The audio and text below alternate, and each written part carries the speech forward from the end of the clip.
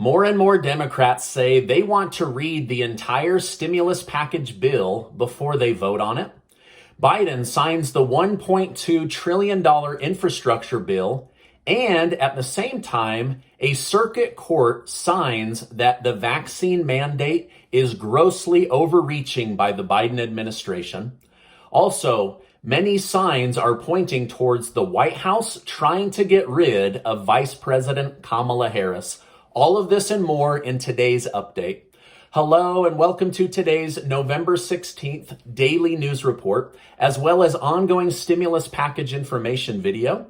If you're a subscribed member of my community, then welcome back. You watch this channel because I bring you the truth about what's going on in Washington, D.C., the U.S. economy, this next stimulus package, money, investing, and much, much more. All right, now don't forget to take 20 seconds to follow the link to win some of the cash that Casey and I are giving away in the month of November. You can sign up each day to be one of the people that wins $250 or one of the 10 that wins $500 for a total of $10,000 and 30 prizes. Plus, I might be adding even more money to this giveaway, and there's no strings attached on how you spend that money. Now, President Biden is dealing with a big win and also a big loss. Yesterday, President Biden signed the American Jobs Plan into law. The new bill commits $1.2 trillion to infrastructure spending over different sectors of the economy over the next 5 to 10 years. This was one of the first bill signings where Republican leaders were at the president's side. However, Republicans that voted yes on this infrastructure bill are now being ostracized by other members of the Republican Party who felt this bill shouldn't have passed. Here's just one snippet of what Biden said during his speech yesterday. For too long, we've talked about having the best economy in the world. We've talked about asserting American leadership in the world with the best and safest roads, railway, ports, and airports. Here in Washington, we've heard countless speeches, promises, and white papers from the experts. But today, we are finally getting it done. And my message to the American people is, America is moving again, and your life is going to change for the better. So Biden is very optimistic and very happy about getting this bill passed. And now he'll be able to focus his efforts on the $1.75 trillion human infrastructure bill.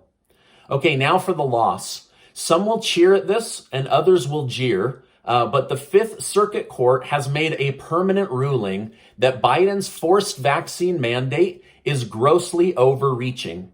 The ruling said basically, the federal government doesn't have the right to force medical treatment on the people. It also shamed OSHA for operating outside of their sphere of influence and chastised the Biden administration for trying to financially ruin businesses that could have been further damaged by fines or lawsuits from employees. So, if you have a business that is trying to push this on you, or they're using this to put pressure on you, you can now go back and let them know that the courts have ruled that this is not going to happen. In fact, a bill in the state of Oklahoma is now seeking to make it legal for employees to sue employers if something goes wrong during this situation. Now, the Biden administration plans to take this to the Supreme Court and fight it. But it is believed that it will be rejected from getting a hearing, or that the Supreme Court will side with the Circuit Court's permanent decision. A few months ago, you'll remember Biden knowingly tried to get the Supreme Court to uphold his eviction moratorium, but they also said it had no legal basis and was overreaching, and they threw it out. So again, let your employer know that this is now off the table unless the Supreme Court does something, but it's not looking good for President Biden. Okay, now regarding the Biden Build Back Better stimulus bill, lawmakers say they are inches away from releasing the details of the bill and bringing it to a vote. Representative Elise Slotkin of Michigan said, if the Congressional Budget Office numbers match what Pelosi has promised, I will vote for the bill. If they don't, she says she owes it to her constituents to read every line and then vote based on her opinion. My first thought when I read this was, shouldn't all these lawmakers be reading every page before they spend trillions of dollars? But what do I know? I'm just some guy on YouTube. All right, now many Democrat lawmakers are saying that they don't know that this bill does enough for them to talk about during the upcoming election cycle. Many Republican lawmakers, however, say just the opposite and say Democrats have handed them enough to talk about when it comes to these big spending packages and giving the rich more money through less taxes. More and more Democrats are saying they won't vote for this bill unless the bill matches everything that Pelosi said and they have the opportunity to read it. So this passing a bill in the middle of the night while American citizens are asleep sounds like they don't want to do that on this next bill. Now, House Minority Leader Kevin McCarthy from California said, given its size, scope, given its unquestionable impact on American life, the American people deserve an honest, transparent debate about its true cost and the package's contents. He then said the bill doesn't help the people much and looks like a socialist spending spree that will make everything more expensive in the future. So those are the two sides. I'm just giving you kind of a balanced idea of what Democrats think of the bill, what Republicans think of the bill.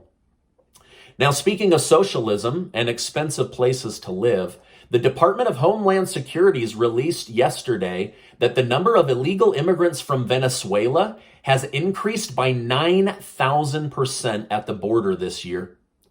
So it seems that the people of Venezuela don't want to live in a socialist country where nearly 75% or more of the citizens live in poverty while their government leaders live in abundance. I really hope our country does not go down that path. Now, Senators Joe Manchin and Kyrsten Sinema say they are still very cautious about agreeing to the $1.75 trillion stimulus package because they worry it will help the people, it will hurt the people more than it will help the people because they believe it could make inflation worse and not better as the White House continues to promise. So basically, they disagree with whether this package will help the American people and get rid of inflation and lower your bills. But the White House continues to say this is the secret to cutting inflation off is to spend more money. Manchin said, when gas and milk are both nearly $4 a gallon, you need to pause and ask, what is going wrong? Manchin said, maybe this is unique to West Virginia. Maybe people in other states aren't mad about how expensive it is to get a gallon of gas and a basket of groceries, but the people I represent are mad, and these are the people that I have to defend in Washington, D.C. Now, White House Chief of Staff Ron Klain said Manchin has it all wrong. Biden's Build Back Better stimulus bill is the answer to Americans' problems. It will lower their costs, he says. So now the White House Chief of Staff, much like Vice President Kamala Harris, is promising that your bills will go down once they pass this bill. So keep that in the back of your mind. This is now the second person from the White House to promise your bills are going to go down. All right, now speaking of Kamala Harris and President Biden, there is great speculation that President Biden and the White House are trying to replace Vice President Kamala Harris. I told you about a month ago that First Lady Jill Biden was overheard asking several people around the White House, how do you legally replace a vice president? Then this last Sunday, just 2 days ago, CNN ran several hit pieces about Miss Harris and her leadership. In fact, I'll show you a screenshot. Almost all of CNN was bashing on Kamala Harris, who just a few months ago they loved and praised and lifted up high on a pedestal. So why are they suddenly flipping on her if they're not being told to, right? Now, again, I'm not a conspiracy theorist. I'm just pointing out what I'm seeing in the news, and you can see it for yourself. All right, then there was an article about Biden making Harris a Supreme Court judge and replacing her with something even better, right? So he would actually be doing her a favor by removing her from the White House. Now, there is a lot of chatter at the White House about removing Harris from the border crisis situation. But that's probably only because it's gotten worse by about 1,000% since she was assigned to that task. Now, left-leaning media are calling this the war at the White House, while right-leaning media are calling this the White House shade wars. So you can search or Google those phrases and you'll see what I'm talking about. Now, it's no secret that Biden and Harris aren't besties. Harris said many horrible things about Joe Biden during the election cycle, and then suddenly Joe Biden picked her as vice president. Some say she was picked to be groomed as the first woman president in 2024, but now election strategists are saying, we don't want to touch her with a 10-foot pole. Her polling is so low, it would be better to focus on somebody new. I'm also reading that this is being seen as racism or sexism, as the White House has chosen to defend Pete Buttigieg while the ports and transportation systems and inflation are all crazy and backed up, but that Biden doesn't defend Kamala Harris or amplify any success that she's had as vice president. Now, Tina Flournoy, who runs Harris's office in D.C., said it's a dysfunctional mess and that she gets very little support from President Biden. Jen Psaki put out a press release that Miss Harris is loved by the president and is a vital part of the White House team, but some question why she released this press release in the middle of the night and not when the American public was awake to read it. In fact, Reverend Al Sharpton said Biden has purposely set Miss Harris up to fail and that he wants that investigated. Okay. Now, other analysts that I'm reading said that President Richard Nixon did this same thing in the White House. He made his vice president look just a little bit incompetent in order to make himself look more competent and more valuable. So are we seeing a repeat of the Nixon administration in the White House today? Honestly, I don't know what's going on. I'm just letting you know what is in the news cycles and what's coming out of the White House. It is a little bit suspicious that out of nowhere, CNN starts releasing several hit pieces against the vice president, where normally they've been very, very supportive of her as the first woman vice president. So are they setting her up to fall, or is there just bad news and there just happen to be several stories stacked on top of each other? Let me know what you think. I'm not here to tell you what it is. I'm just telling you what's in the news. Is this just happening, or is this happening on purpose? That's the question, right? And I'd love to read your comments. But again, personally, I thought it would be Harris pointing out Biden's errors, but she's actually been incredibly supportive of him in the public. So again, let me know your thoughts on what's going on. By the way, thank you guys so much for giving these videos a like. I really appreciate it. I do hours and hours of research to bring you the shortest video so that you're in the loop on what's going on in our country and in Washington, D.C. All right, now some other big news going on today. Last night, Democrat Representative Ryan Gulen from Texas announced he is switching to the Republican Party. He said Democrats have abandoned the border and their core principles. He had this to say: the ideology of defunding the police, destroying the oil and gas industry, and the chaos at the border is disastrous for those of us who live in South Texas. Now, party switching doesn't happen that often. That's why this is such a big deal. All right, now speaking of Republican candidates, the GOP, or the Republicans in the state of Wyoming, have officially voted to not recognize Liz Cheney as a Republican. So basically, she's dead to them, right? Like, you're not in our party, you don't represent us, we don't even recognize you anymore. The people say that she doesn't represent their conservative values and have voted against, that she has voted against the will of the people too often. So she's out as far as the state of Wyoming is concerned. So some big shakeups, right? Maybe Liz Cheney will become a Democrat as this other gentleman becomes a Republican. So you lose one, you gain one, right? All right, now a new poll from Americans across the country said 59% don't want to see President Biden expand the government. 53% said Biden is trying to expand the government too quickly. And 41% said that they actually do want President Biden to expand the government even more.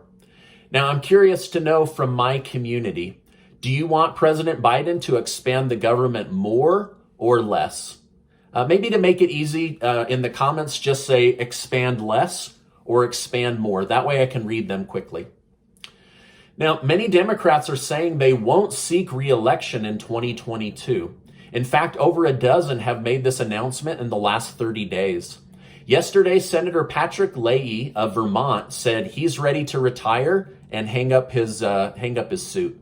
Meanwhile, Pelosi is rumored to be retiring, but refuses to say so publicly until the stimulus package is passed. Washington, D.C. is finally lifting their indoor mask mandate, which is good because most government leaders were only wearing their masks when cameras were around while telling the rest of us to wear our masks all the time. So they'll finally be able to do it without feeling bad.